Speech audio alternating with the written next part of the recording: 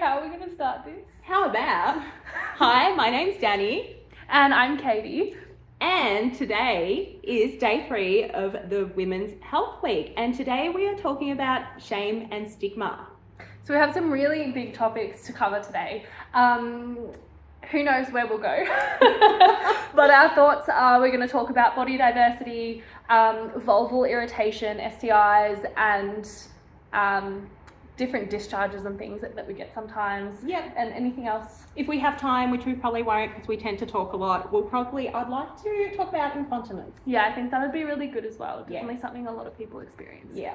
Cool. Awesome. So, STIs. So when it comes to STIs, there's something that it's really important to go to your GP and get a test. Dani and I were actually talking about this today. My recommendation is just that you go every 12 months. Even if you're in a committed relationship with somebody, it's always good to just make sure it's ticked off, you're good to go, and you can just include it in your other blood tests and do a little wee test as well at the same time. Some STIs have symptoms, others don't, and you're just not going to know unless you actually do a test for that.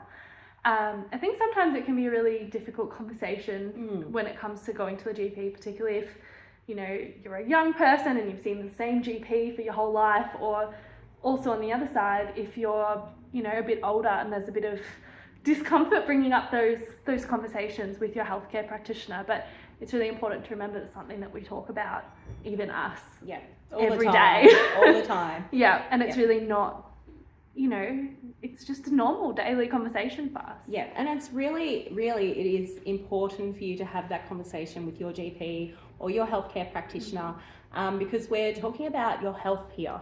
And that's what's important. And if you don't nip it in the bud quickly, once you see symptoms that have come up, it could get worse.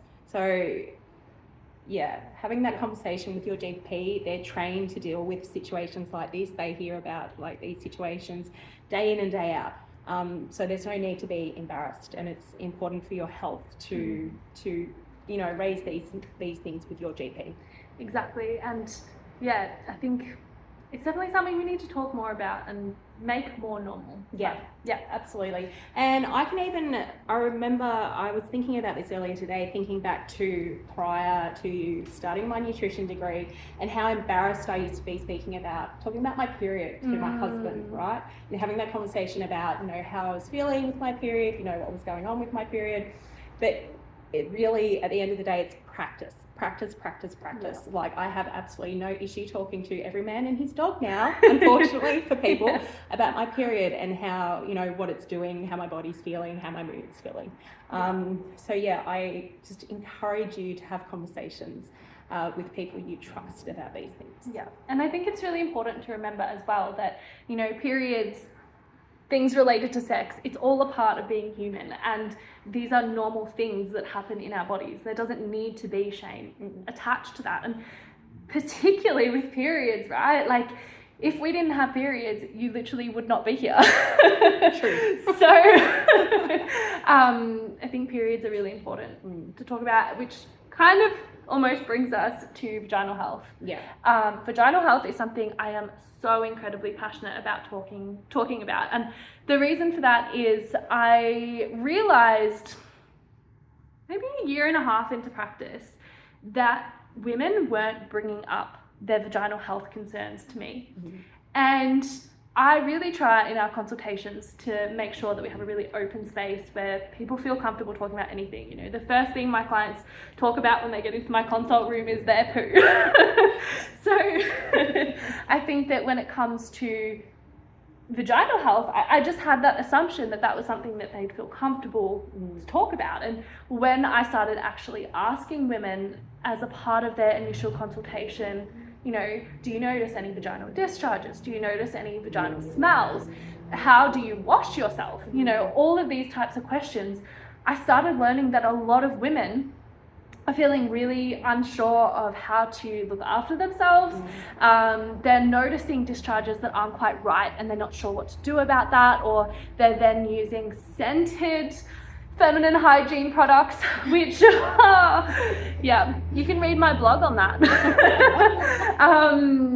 our vaginas are meant to have a smell, and we're meant to have a certain amount of cervical mucus that we notice in our undies or when we go to the bathroom.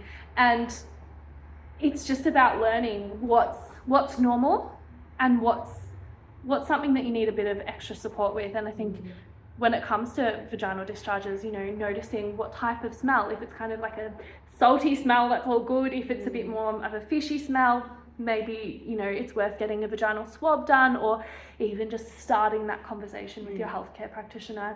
And if you're having enough discharge that you continuously feel you need to wear a liner, that's another point that, it's worth connecting with your healthcare practitioner. And I think with that, it's really important to mention that the vaginal microbiome testing that we do in clinic is actually one that you just take home and do yourself. So there's no uncomfortable, having to go to the doctor and any of that. You literally just do it yourself, super duper easy. And I think that that's a great thing to know. Anything else? What else? Anything else? How long have we been going for? 6 minutes, that's pretty long. I think there was something else. Incontinence. Yeah. So I think there's this theory or something like that older women especially think that it's normal to have bladder leakage and are very embarrassed by this. And to be honest, it's not even just older people of all ages. And this is something you should be having conversations with your healthcare practitioner or your GP, because it is something that can be managed through exercise, physiotherapy, pelvic floor specialists, and you can definitely improve symptoms of bladder leakage if you do have them.